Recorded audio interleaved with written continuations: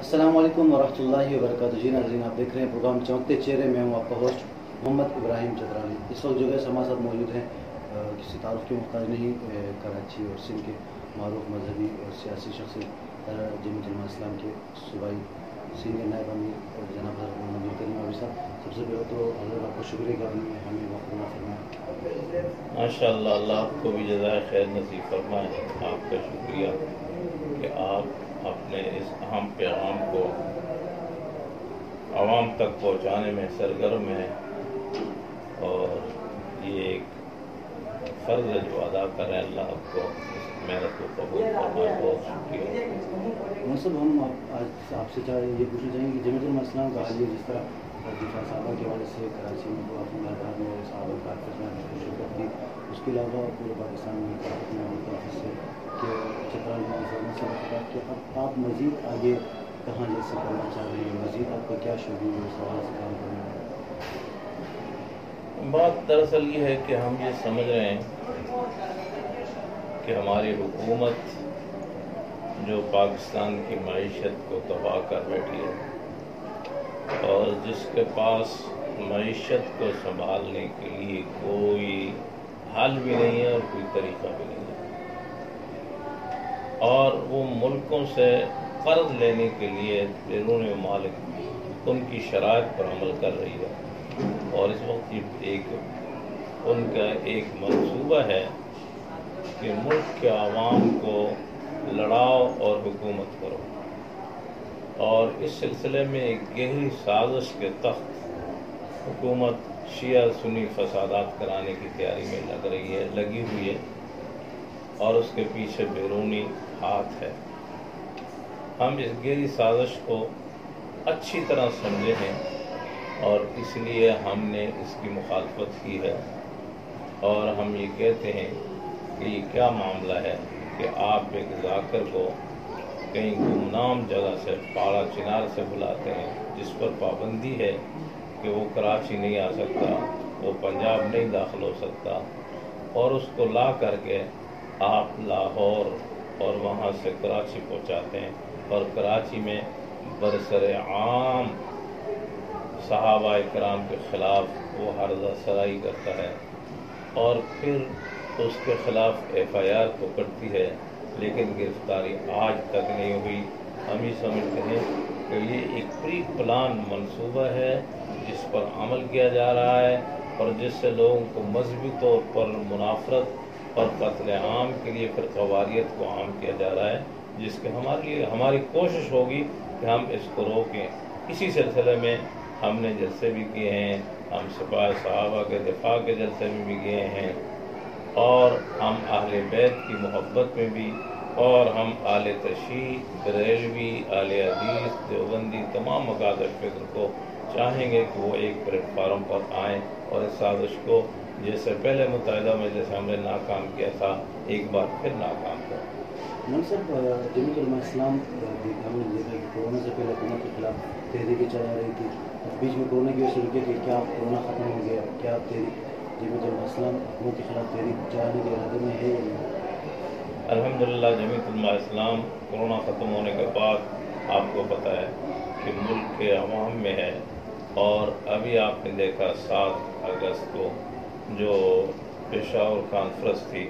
کتنی بڑی کامیاب کانفرنس رہی ہے. اس کے بعد چترال، آپ کے چترال میں جا کر کے مولانا جو جلسہ کیا ہے وہ بھی تاریخ ساز ہے،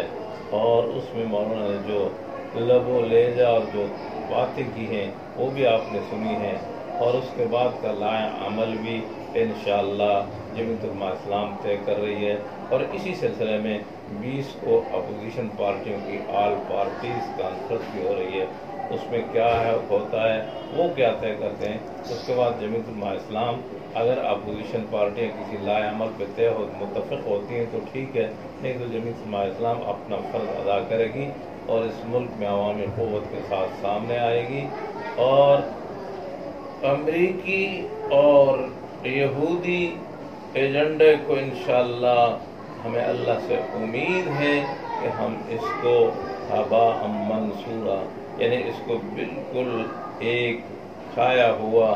بھوسے کی طرح، یعنی سورہ قریش میں جو اللہ نے فرمایا ہے اس طرح ہم امید ہے کہ یہ ان کا کیا دھرتا پاؤ اقوام متحدہ کی طرف سے ہو، پاؤ امریکہ کی طرف سے ہو، پاؤ یہود کی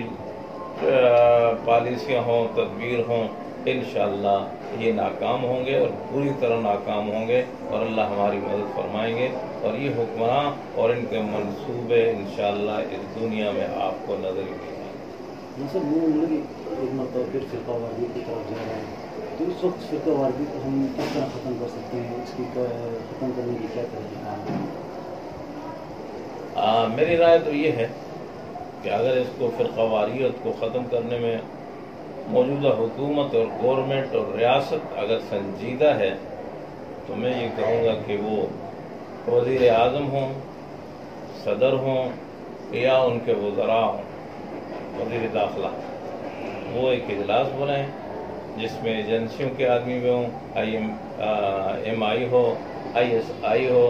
اور تمام مکاتب فقہ کے جید علماء کرام ایک جگہ پر بیٹھ کر کے ایک عام فیصلہ کریں، اور اس کو ریاست کے زور پر اگر اس کے خلاف اعلان کر دیں تو مجال ہی نہیں ہے کہ کوئی فرقہ واریت سر اٹھائے گی۔ لیکن